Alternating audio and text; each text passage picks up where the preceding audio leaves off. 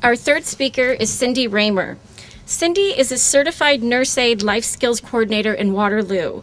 Cindy is one of the over 50,000 direct care workers in Iowa. These are the people who work on the front lines in nursing homes, assisted living centers, in the homes of individual Iowans, and in community-based services.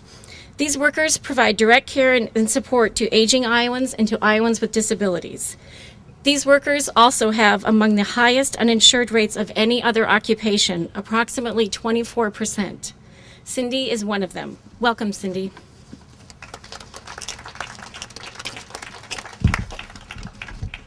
Hi. I want to say, first of all, that thinking about it on the way down here today, I realized this is the first place I told my story about 6 years ago, so it's appropriate that I'm here today. Back in the late 1990s, my husband was diagnosed with diabetes, and he worked in a small construction company and didn't have any coverage. At that time, I didn't have any either because what they offered me was unaffordable for us. He struggled with controlling his diabetes. In about 2001, he was not feeling well, and the hospital diagnosed that he had had a heart attack and needed to have a stent placed in the Widowmaker artery. The debt from the procedure and the stay in intensive care was over $33,000. We struggled to pay the debt and finally decided that with his medications and doctor's visits, there was just no way we could afford to pay it off, so we ended up filing bankruptcy.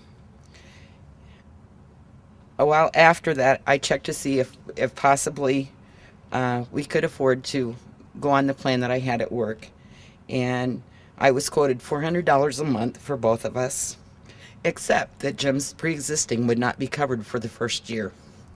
And I looked at him and said, how do I pay this and still buy his meds and take him to the doctor? So we continued on without. On November 6, 2005, Jim suffered a massive heart attack and passed away. I was left to deal with his loss and the medical and burial debts of around $20,000. A couple of years ago, I called my doctor's office to make an appointment for a checkup and was told that I needed to pay off a smaller bill of my own before I could be seen. It made me feel like I was a second-class citizen because I didn't have the money and couldn't receive the care. Today, I'm still without basic medical insurance. I go to free health screenings and health fairs to pick up some of that, and I just don't think it's fair that I'm caring for people to take care of their health, and I have no health care of my own. I'm not asking for a handout.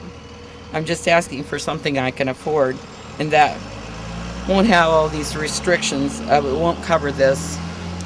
And the passage of the federal health care reform law changes all that. I will finally be able to get health care coverage that will serve my needs by using the health care exchange. And I will finally be able to get health care coverage that I can afford and being eligible for probably some premium subsidies. That means a lot to me and millions of other Americans like me.